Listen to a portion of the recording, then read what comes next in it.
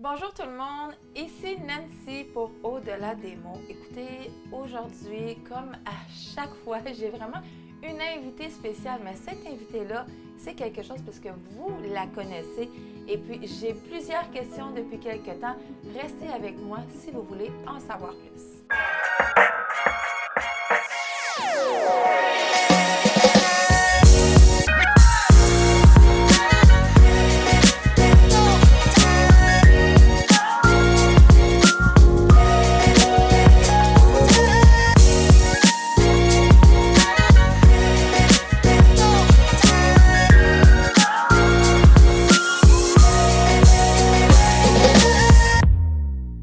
Thelma!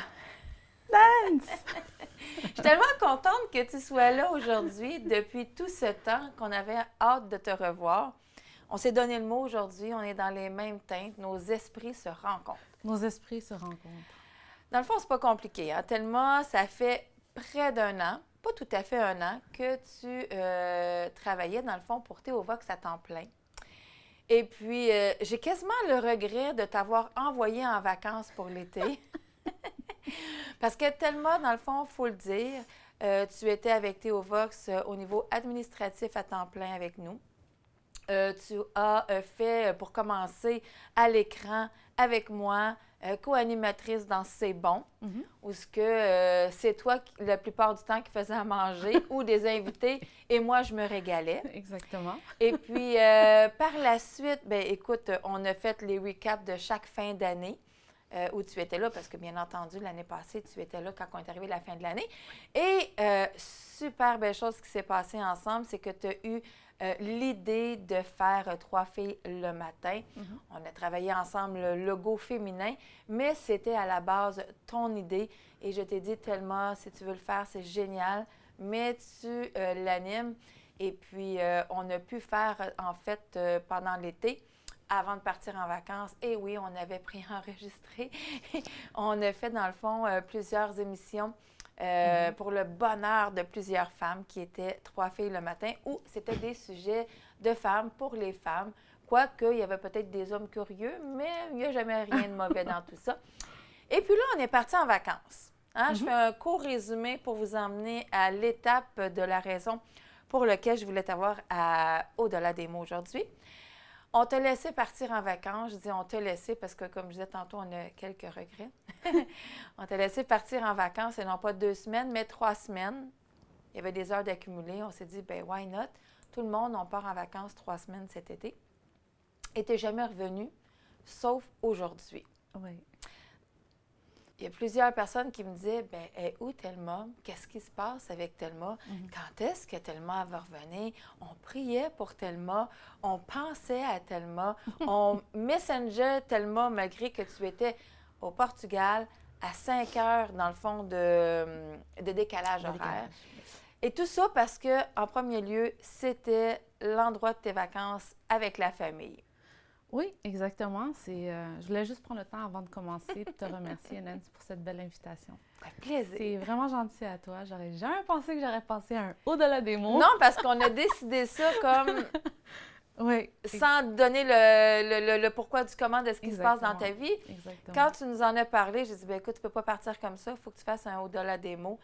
Et puis, voilà. Donc, les vacances au Portugal, endroit merveilleux où toute ta famille est, parce que tu as beaucoup de famille, toi, dans le fond, au Portugal. Oui. Tu parles, je dirais, couramment.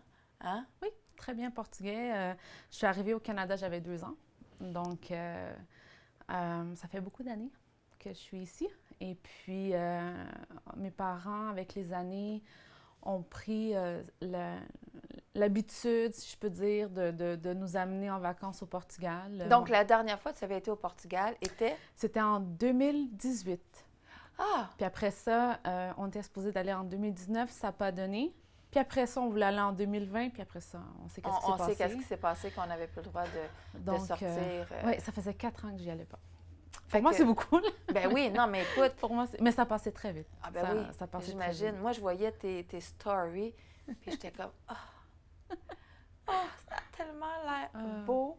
est bon d'être là. Ouais. Maison près de la plage, je ne sais pas, sur le bord de la plage. En tout cas, c'était... Mes parents, oui, ils ont une maison. On a un village. On habite dans un village. Et dans le village, il y a peut-être 1000 habitants, tout au plus. OK. Et la famille du côté de mon père et de ma mère habite dans ce village pour la plupart. OK. Donc, là, quand on allait en vacances, c'était tout le temps là qu'on se rassemblait avec tout le monde. Mes parents, après ça, ont construit une maison là-bas. Et nous autres, on habite sur la côte de l'Atlantique, sur la côte de l'Atlantique. Ouais, donc, on est bordé d'une dizaine de plages proches de la maison. Puis c'est vraiment beau. Il y a une belle température, une belle ambiance. Bien là. Puis, en tout cas, la température qui s'en vient ici au Québec, on serait tous bien, j'imagine, par là-bas. oui, c'est pas la même chose. C'est pas la même Mais chose. moi, j'ai jamais été là. OK, j'ai jamais été de toute façon en Europe. Mais c'est un désir, éventuellement, un jour où j'aimerais. Mais je me souviens que quand toi, t'es partie, puis que là, on voyait tes stories et tout ça, mais je me souviens qu'avant que tu partes, on a dit, ben là, tellement, tu vas probablement avoir le goût de rester là-bas. Et je me souviens que tu as dit, non, non, non, c'est pas dans mes plans. Dieu n'a pas mis ça sur mon cœur. Vous avez prophétisé sur ma vie avant de partir, sans m'en rendre compte. Oui, c'est ça. Là, tu viens de dire le punch. OK. Mais dans le fond, pour vrai, là, tu avais dit que c'était pas dans tes plans. Non, c'était pas dans mes Dieu plans. t'avait pas montré rien par rapport à ça. Sauf que tu savais un jour, tu avais dit, tu ressentais qu'un jour, Dieu était pour t'emmener vers là. Exactement. Mais tu savais pas quand et comment, et c'était certainement pas cette année. Exactement. Tu es parti en vacances, tu en as profité. Une petite erreur que tu as faite qui, nous, on croyait que c'était une erreur, dans le fond, mais je crois qu'il n'y a pas d'erreur avec Dieu. Une petite erreur qu'on croyait qui a fait en sorte qu'il s'est développé en autre chose. Tu as ce qu'on appelle une carte verte. Oui, ben, c'est une carte de résidence permanente parce que moi, je suis de nationalité portugaise et non canadienne. OK. Donc, ceux qui habitent au Canada, ils sont résidents permanents. Et puis, cette carte, je l'avais à jour à la maison. Oui. Et un mois avant de partir, je me suis rendu compte que je ne trouvais plus cette carte à la maison. Alors, coup de panique, j'ai dit, oh mon Dieu, qu'est-ce que je fais? Donc, j'ai envoyé une nouvelle demande au gouvernement pour qu'il m'en envoie une nouvelle à la maison. Et, Qui n'est pas arrivé. Qui, entre-temps, n'était pas arrivé avant de partir en vacances. Et à ce moment-là, on m'avait informé que je pouvais partir avec mon ancienne carte que j'avais et avec les papiers qui prouvaient comme quoi que j'avais fait la demande au gouvernement. Et donc, j'ai eu la conviction de partir comme ça et je suis partie en vacances avec la famille. Puis après ça, ben, on est resté 3 semaines au Portugal. 3 semaines merveilleuses. 3 semaines merveilleuses de vacances avec la famille. Et au mois d'août, je suis arrivée à l'aéroport de Lisbonne. J'en ris, mais cette journée-là, j'en pleurais, OK?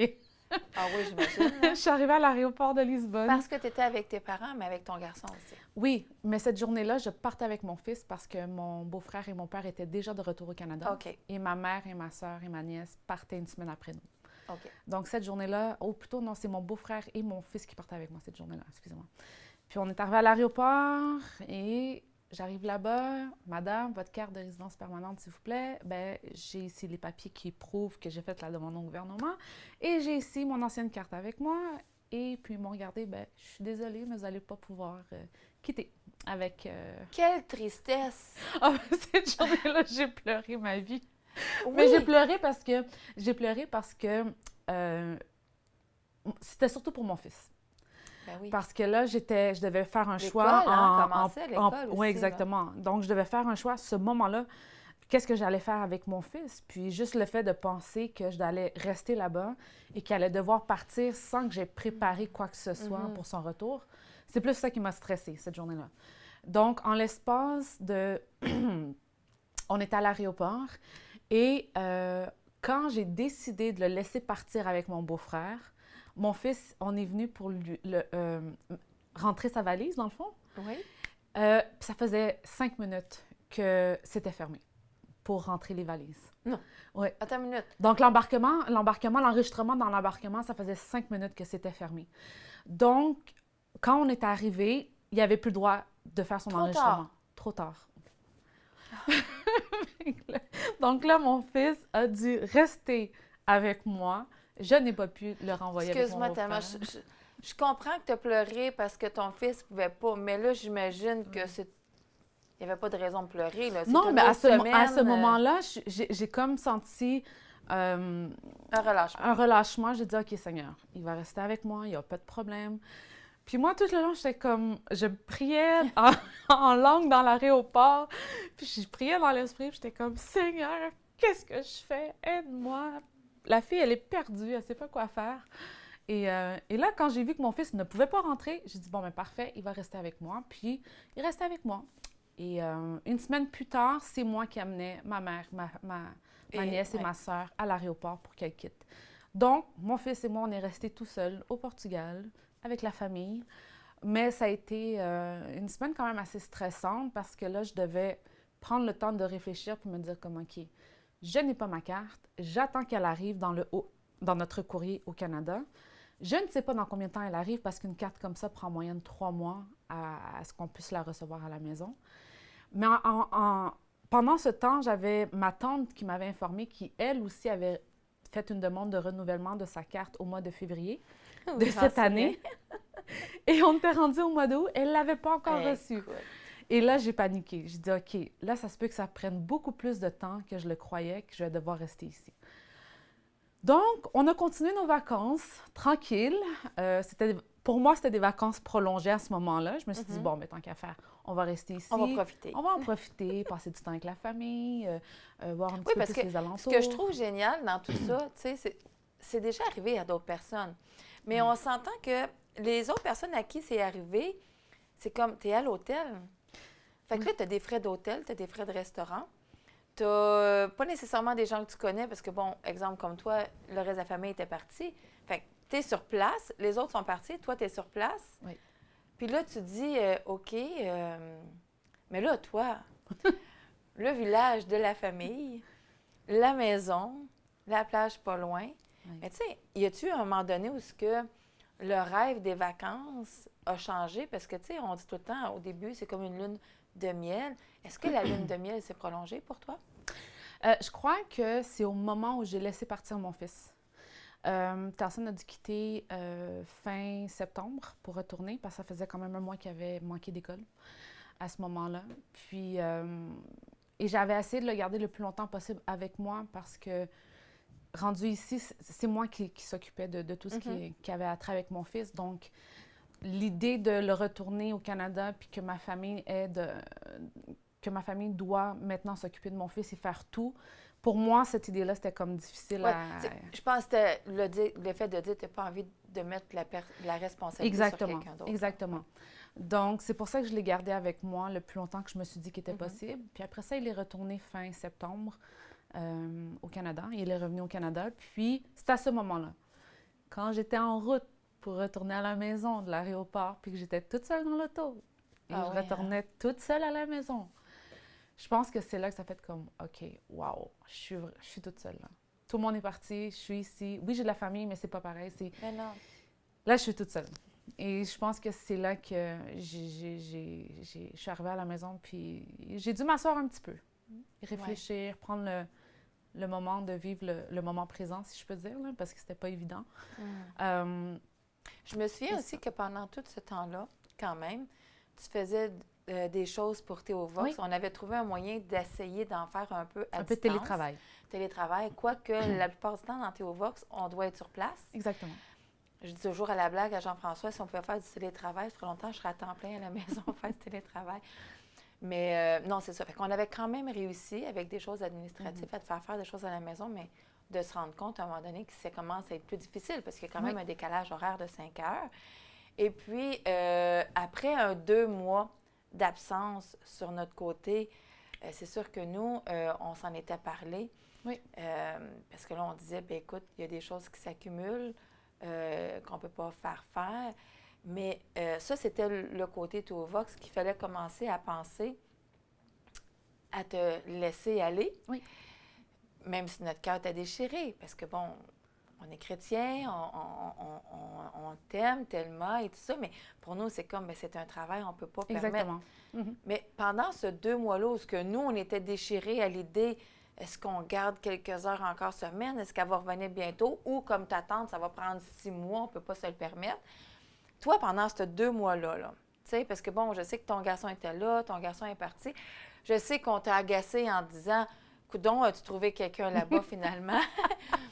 Ou est-ce que finalement tu as décidé de rester là-bas? C'est tellement beau les photos que tu envoies, les Insta que tu postes. Donc, on se dit, il se passe-tu quelque chose qui n'est pas courant? Qu'est-ce que Dieu a commencé à faire dans ton cœur dans ce moment-là? Ben, c'est sûr que j'étais dans un moment assez vulnérable. Quand on frappe un mur et on ne sait pas trop où est-ce qu'on s'en va, qu'est-ce qu'on fait, qu'est-ce qu'on attend. Moi, j'attendais ma carte et elle n'arrivait pas. Donc, j'ai commencé à prendre du temps avec Dieu, tout simplement. J'ai senti le besoin de prendre du temps avec Dieu parce que je sentais qu'il y avait quelque chose qui voulait me montrer au travers de tout ça, au travers de tout ce que je vivais.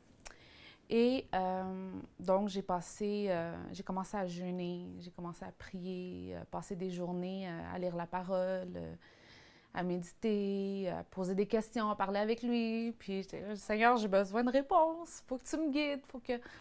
Donc, ça a été des moments très difficiles de ma part parce que quand on arrive à un point où est-ce qu'on ne sait pas où est-ce qu'on s'en va ou qu'est-ce qui s'en vient vers nous, il y a comme... On commence à paniquer un peu. Mais parce que tu veux être sûre de prendre le bon choix exactement. aussi. Hein? Et c'est le fait aussi que, à ce moment-là, Dieu me rappelait cette vision-là qu'il m'avait donnée il y a comme en 2019, où est-ce que dans un temps de prière, il me montrait qu'elle allait me ramener au Portugal à un moment donné pour des temps où est-ce que le travail devrait être fait là-bas.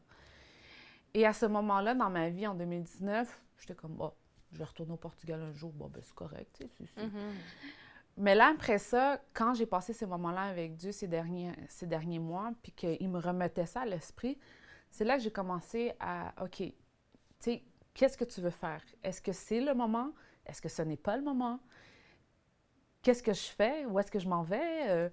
J'ai pas d'emploi, je suis ici sans rien. Qu'est-ce que je fais? Puis là, c'est là que, tu sais, des petites choses par-ci, par-là, des petits hints, comme on dit, qui commençaient à apparaître. Puis, à un moment donné... Quand tu dis, juste pour les gens qui écoutent, quand tu dis des petits hints ici et là, est-ce qu'on pourrait résumer ça en disant que tu avais l'impression que Dieu te donnait des petites réponses ici et là que tu pouvais prendre pour toi pour t'aider à avancer avec foi? Oui. Bien, en premier, c'était le Saint-Esprit. Tu sais, je sentais qu'il y avait une conviction qui commençait à s'installer en moi. Oui. Après ça, quand j'étais là au mois d'octobre, je suis tombée malade. Je pense que c'était bien la COVID que j'avais attrapée aussi. Je suis restée 2 semaines au lit, vraiment malade. Et après ce moment-là, mon père est rentré à l'hôpital parce qu'il avait eu une pneumonie. Donc, il est resté quelques jours à l'hôpital. Donc, juste ces 3 semaines-là, au mois d'octobre, ça a été vraiment bouleversant pour moi parce que là, j'étais dans un moment toute seule, là-bas. Et c'est le fait aussi que, étant ici, c'est comme si je sentais que c'était moi qui chapeautais la famille. C'était moi qui protégeais la famille. Tu sais, je priais. En tant que chrétienne. En tant que chrétienne, exactement. Mais là, d'être là-bas, c'est comme si j'ai dû mettre tout entre les mains de Dieu. Puis de dire, Seigneur... Tu n'avais pas personne à t'occuper sauf toi, là. Sauf moi.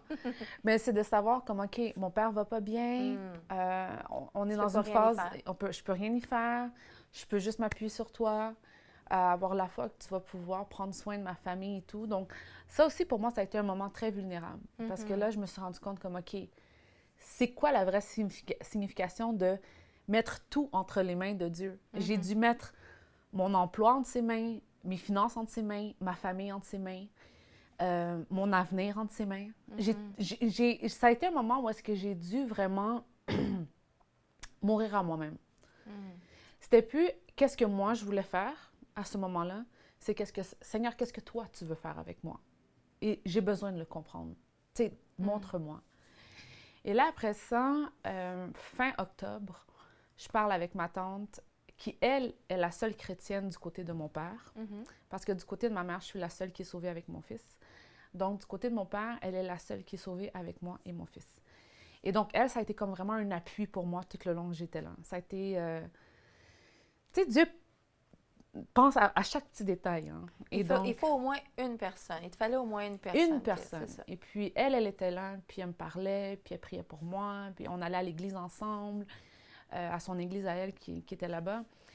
Et donc, ça a été vraiment un bon support. Puis, j'ai dit, je vais devoir commencer à trouver un emploi tant qu'à être ici. Je peux rien faire. Je peux pas faire plus que ce que je fais présentement avec ma situation, mais au moins, je vais me trouver un emploi. OK. Puis tu as droit. Parce que même si ça fait longtemps que tu n'as pas été, tu n'es pas une touriste là-bas. Non, je suis portugaise. Je peux travailler là-bas. Donc ça, il n'y avait aucun problème. Au moment que je lui ai dit ça, elle me parle de Patricia. Et je dis, bon, ben, c'est qui Patricia? Puis elle m'explique, ben, Patricia, elle est directrice. Elle est directrice d'un resort résidentiel privé qui est à 20 minutes de chez moi. Bon, je dis, OK, ben, mais moi, entre-temps, je me suis dit, bon, ben, je vais préparer mon CV. Je vais devoir, le mettre en portugais, le préparer, puis tout ça. Puis, dans l'idée que, là, je vais devoir faire des démarches pour me trouver un emploi. Et au Portugal, c'est pas que c'était pas facile, mais c'est juste c'est le contexte dans lequel le pays est présentement, où est-ce que, au niveau du tourisme, il y a beaucoup de possibilités. Mais si on veut un emploi, où est-ce que c'est, comment je peux dire ça, bureautique ou des choses comme ça, je pense que si on va plus vers la ville, Lisbonne, la capitale, les grandes villes, c'est là où est-ce qu'on trouve des plus... Et moi, je suis quand même à 45 minutes de Lisbonne, c'est pas évident. Donc là, elle me parle de cette jeune femme-là, et elle la contacte, et après ça, la jeune femme lui dit, écoute, elle s'appelle Fatima. Écoute, Fatima, je serais vraiment intéressée à rencontrer ta nièce. On a besoin d'une assistante administrative présentement ici. OK. Donc, tout de suite, elle m'appelle, elle m'informe qu'ils ont besoin d'une assistante administrative. Et là, je la contacte, je parle un peu avec elle, et après ça, on cédule une entrevue. OK. Tellement, moi, là, finalement, pour le dire aux gens, tu as l'emploi. Oui. Mais ça ne veut pas dire encore tu restes. Ça fait juste dire, j'ai quelque chose en attendant que je revienne. Exactement. Mais là, dans ton histoire, moi, j'ai besoin que tu arrives à me dire, qu'est-ce qui te fait dire, je reste, même lorsque je vais recevoir ma carte? Eh bien, dans le fond, ça a été, lorsque j'ai fait la première entrevue, à la fin de la première entrevue, on me dit, d'accord, on te cédule pour une deuxième entrevue avec le responsable, le directeur et tout ça. Et donc, cette entrevue-là était supposée être une semaine plus tard. Au moment que je fais l'entrevue, la journée d'après, ma mère m'appelle pour me dire, Thelma, ta carte est arrivée. OK. La journée d'après. Donc là, je suis restée comme, wow, OK, qu'est-ce qui se passe maintenant? Et là, j'ai dit, OK, Seigneur, il faut que tu me parles, il faut que j'essaie de comprendre. Est-ce que tu en avais parlé avec tes parents un peu ou ça va même Oui, pas? Oui, mes parents savaient très bien tout ce qui se passait. Tu te demandais encore, Seigneur, tu veux que je reste ou tu veux que je parte? Tes parents savaient ça, mais il n'y avait pas encore de décision. Exactement. Okay. Mais c'est juste que je pense que c'était plein de petits événements qui se sont passés au courant de ces mois-là où est-ce que, par exemple, moi, je savais vite, mais j'ai une auto que j'ai louée et ma location terminait en 2024. OK. Et moi, j'avais fait une location dans ce temps-là de 5 ans, 100 000 km, et j'étais rendue à 92 000 km sur mon auto. Okay. Donc, je savais que la journée que j'allais retourner cette auto-là, il allait avoir des beaux frais.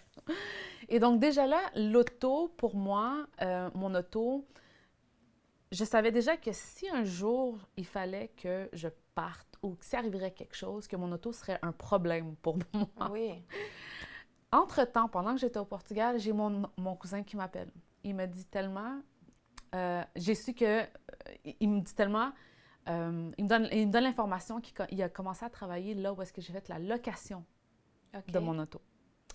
Tout ça pour me dire que finalement, le concessionnaire rachetait les locations des propriétaires d'auto. À qui ils rachetaient les locations des gens parce qu'ils avaient besoin d'auto en inventaire pour pouvoir les vendre. Wow. Donc, non seulement... Tu n'as eu rien à faire. J'ai eu rien à payer, mais en plus de ça, on me payait pour que je puisse leur redonner leur auto. Wow. Alors là, ça sonnait vraiment une grosse cloche. J'ai dit, OK, Seigneur, tu es en train J'ai pas de frais, mais au contraire, eux autres me payent des frais. Eux autres me donnent un chèque Oui, c'est ça. pour que je me débarrasse de leur auto. Wow. Et là, quand j'ai cliqué avec ça, je suis partie à rire. J'ai dit, non, Seigneur, ça se peut pas que tout ça est en train d'arriver comme ça. Fait que là, il y avait plein de petites histoires comme ça Oui. qui t'ont aidé à prendre une décision. Il y avait aussi le fait que quand je suis restée là, c'était la première fois que je restais aussi longtemps au Portugal. J'ai pu voir le train de vie des gens, Oui. comment ils vivaient, leur... Tu as pu je- avoir les deux pieds sur terre un peu. Exactement. Là. Oui. Et à ce moment-là, ça m'a beaucoup parlé aussi parce que je me souviens que moi, j'aidais beaucoup... dans le village, ils faisaient souvent des grandes fêtes où est-ce qu'ils Oh! servaient... Ouais, Oh, wow! où est-ce qu'ils servaient aux tables, les soupers Des ou les dîners. potlucks, là. Un petit peu plus gros que ça. Et C'est un village de combien? 1000 personnes à peu près. Wow, Sauf que OK. l'affaire, c'est que tous les villages alentours se connaissent. Donc, quand il y a une Un fête, party à quelque tout le part, monde vient. tout le monde vient. OK. Alors, moi, à ce moment-là, vu que j'étais à la maison, je me suis offert de les aider à servir aux tables. Et une journée, ils ont fait un anniversaire là-bas il y avait comme un centre pour les personnes âgées, juste à côté. OK. Et à chaque année, ils célèbrent l'anniversaire de ce centre-là. Et cette journée-là, on était là pour célébrer. Donc, il y avait plusieurs personnes âgées. Durant la soirée, je parlais avec une collègue et il y a un monsieur aveugle qui est sorti un aîné aveugle qui est sorti des toilettes. Et il a mis son pied au mauvais endroit. Donc, il a déboulé 14 marches. Oh, my, OK. Quand il est tombé en bas, il s'est tout ouvert la tête ici. Donc, il a commencé à saigner. OK. Donc, tout de suite, on est allé courir vers lui. On a appelé les ambulances. Il y avait une ambulancière qui était sur place aussi.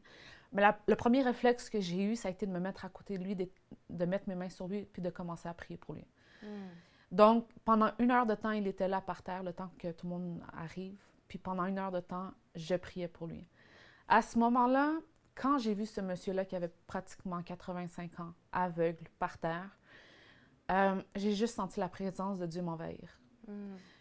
Puis, j'étais là, je priais dans l'esprit, je priais, j'essayais de quand même, je voulais pas non plus que les gens me regardent, puis qu'est-ce qu'elle fait là? Donc, je priais tout bas aussi sur lui, mais à ce moment-là, c'est là que Dieu m'a vraiment saisi et qui m'a montré, regarde ma création. Elle est en train de mourir sans même me connaître vraiment. Wow. Et là, ça, j'ai commencé à pleurer. Devant tout le monde, j'ai commencé à pleurer. Les gens me regardaient. Pensais que c'était pour lui, ému de compassion. Mais moi, c'est parce que Dieu est en train de me parler sur qu'est-ce qui se passe. Dieu est en train de me révéler son cœur. Et là, ça a vraiment comme cogné à l'intérieur de moi. J'ai dit, oh my God. Et au Portugal, c'est un beau pays pour vivre. Mais c'est un pays comme tous les autres. Où est-ce que mais il y a des positif, besoins. Il y a du négatif. Il y a des besoins à répondre. Il y a des gens qui ne vont pas bien. Et donc, cette partie-là a commencé à me toucher beaucoup pendant que j'étais là. C'est là que j'ai réalisé, OK, Seigneur, il y a un travail à faire ici et je ne vois pas tes ouvriers le faire présentement. Oui, il y a des églises chrétiennes là-bas. Ce sont des églises baptistes. Donc, en même temps, il y a certaines révélations que ces églises-là n'ont pas et qui fait que malheureusement, j'ai l'impression que le peuple n'est pas pris soin de la façon qu'il devrait être pris soin. Moi, c'est ce que j'ai constaté pendant que j'étais là. Et là, c'est là que ça a comme tout chamboulé mes idées, ma façon de voir les choses et que je me suis dit, OK, Seigneur, il y a un travail à faire ici. Et là, j'ai eu la conviction. Puis, comment tu l'as annoncé à tes parents? On se parlait pratiquement tous les jours. Donc, peut-être que tes parents le savaient avant toi. Ben peut-être. Mais je pense qu'à un moment donné, de ce que j'avais compris, c'est qu'à un moment donné, ma mère avait eu une conversation avec mon père, puis mon père lui a dit, écoute, ta fille, elle a 36 ans. C'est peut-être son temps maintenant de partir à l'aventure, puis de faire sa vie ailleurs, malheureusement. Mais on peut rien y faire, tu sais. Et à la fin de la journée, c'est ça aussi, je pense souvent à David et Goliath. David, c'était un berger.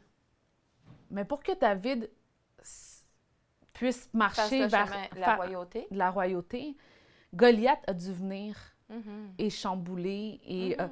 il y a eu un combat qui s'est fait. Donc, pour que David puisse aller vers la royauté, il a dû laisser sa zone de confort. Ah, ça, c'est sûr. Il a dû combattre Goliath pour continuer par après. Donc, et moi, c'est la même chose que je sentais, c'est que j'étais dans ma saison où est-ce que je devais laisser ma zone de confort, je devais laisser le David étant berger en moi et je devais m'avancer et aller vers Des nouveaux horizons. des nouveaux horizons, oui. des nouvelles conquêtes, dans Oui. le fond. Mhm. Moi, je te dirais, Thelma, parce que bon, si vous avez bien compris l'histoire, c'est que Thelma va nous quitter. Oui. Malheureusement, mais heureusement, hein, parce que le plus important, c'est d'écouter ce que Dieu nous demande de faire, nous demande où aller, que d'écouter les amis ou les gens qu'on aime beaucoup. Oui. Parce que je suis persuadée que tu vas en retrouver par là-bas.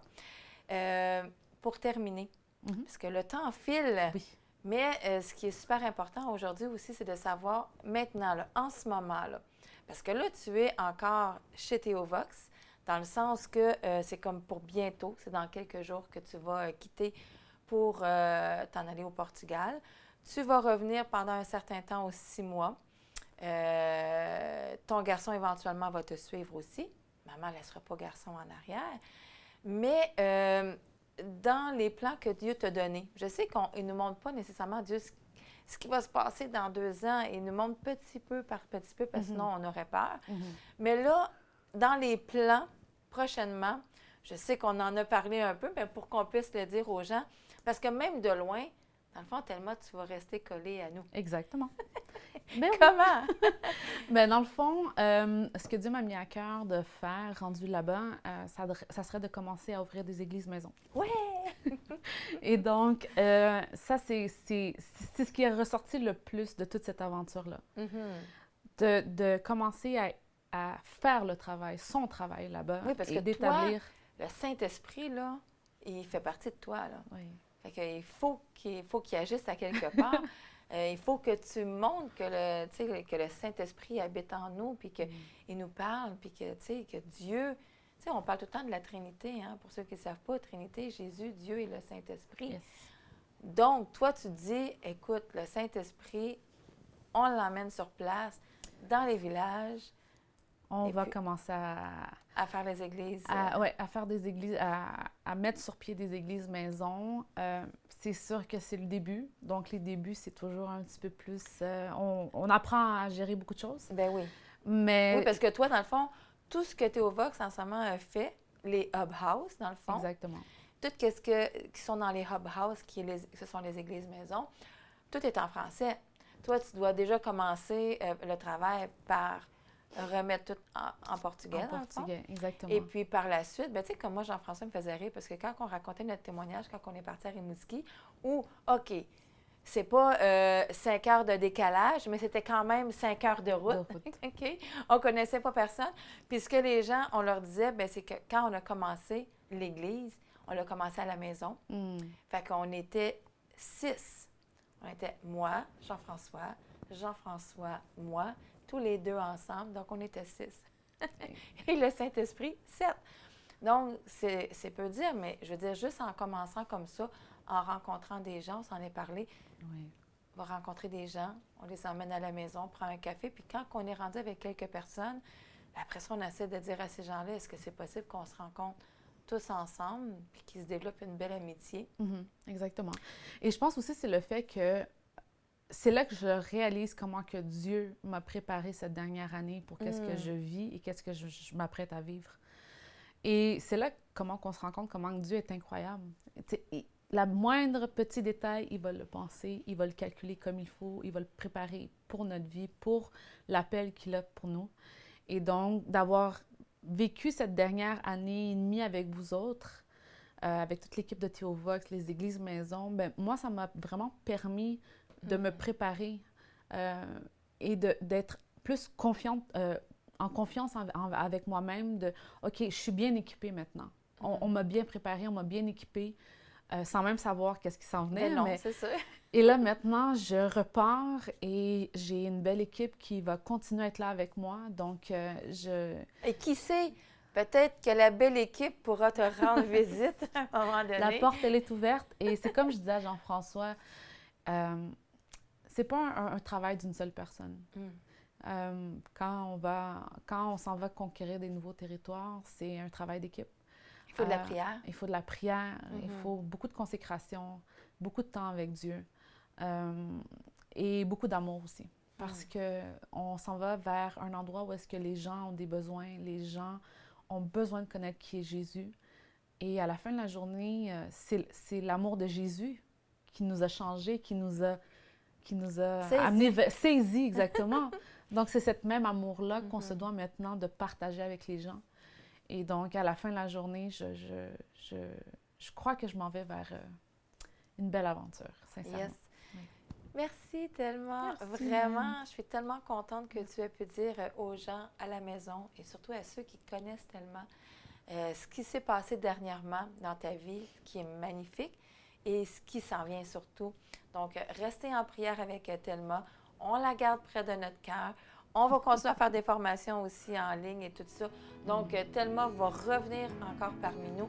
Et qui sait, parce que là, juste pour terminer, 3 filles le matin, ce n'est pas fini. On a des choses en tête. Restez avec nous parce que oui, il y a au-delà des mots, oui, il y a de la louange, mais 3 filles le matin va rester et on vous revient avec des belles surprises très prochainement. Merci. Merci.